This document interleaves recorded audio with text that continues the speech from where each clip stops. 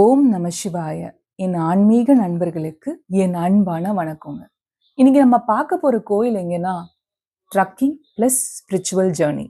மலை, காடு, நீர்வீழ்ச்சி, பாதையெல்லாம் கொஞ்சம் கஷ்டமா தான் இருக்கும். ஆனா நீங்க கண்டிப்பா ஒரு டிவைன் ஃபீல் பண்ணுவீங்க. இந்த கோயில் ஆந்திர பிரதேஷ் குர்னூல் டிஸ்ட்ரிக்ட்ல இருக்கு. இந்த கோயில் பேரு அஹோபிலம் கோயில். ரொம்ப அழகான ஆன்மீக நிறைந்த கோயில்.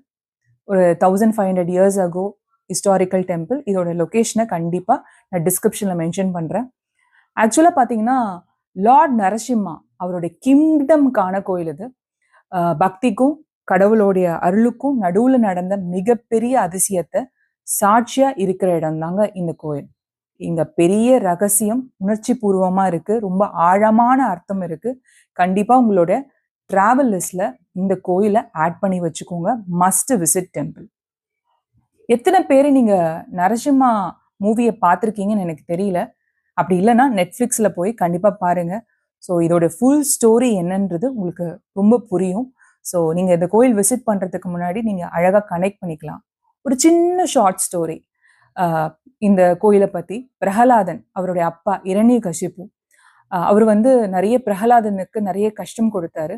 ஸோ அப்பவும் பிரகலாதன் லார்ட் நரசிம்மா அவர் மேல இருந்த நம்பிக்கை விடவே இல்லைங்க. அப்பதான் பெருமாள் தூண்ல இருந்து நரசிம்மராக அவதரித்து பிரகலாதனை காப்பாத்தினார். இரண்யகசிபுவை அழிச்சு அந்த கோபம், அந்த உக்கிரம் அதெல்லாம் மாறி ஒரு சாந்த ரூபத்துக்கு வந்தாரு.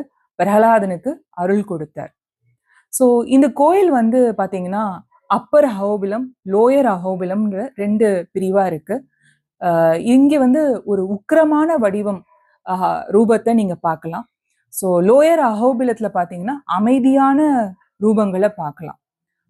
இங்க இந்த கோயில் 9 ரூபங்கள் நவநரசிம்மருடைய ரூபங்களை நீங்க பார்க்கலாம். ரொம்ப ஷார்ட் ஸ்டோரியா நான் சீக்கிரமா சொல்லிடுறேன். ஜுவால நரசிம்மர் இவர் உக்கிரமான ரூபம் கொண்டவர். ஆக்சுவலா இரண்யகசிபுவை அழிச்ச இடம் இதுதான்.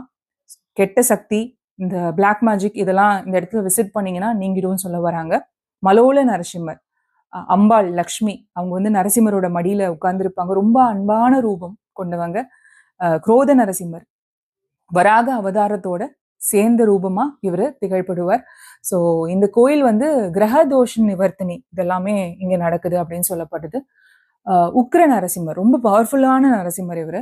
இன்னொருத்தர் கரஞ்ச நரசிம்மர், இவர் மரத்தடியில இருப்பாரு. நெக்ஸ்ட் சத்திர்வேட நரசிம்மர், இவர் இயற்கை சூழ்நிலையில இருப்பாரு. ஸோ கலைத்திறன்கள், இசை, கிரியேட்டிவிட்டி இதெல்லாம் நீங்க பெருகணும்னா இந்த நரசிம்மரை வழிபடுறாங்க.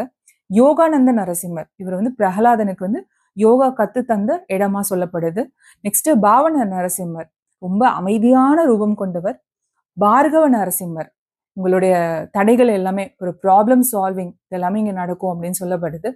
அது இல்லாம இங்க ஒரு இடன் சீக்ரெட் என்ன அப்படின்றத நான் சொல்றேன்.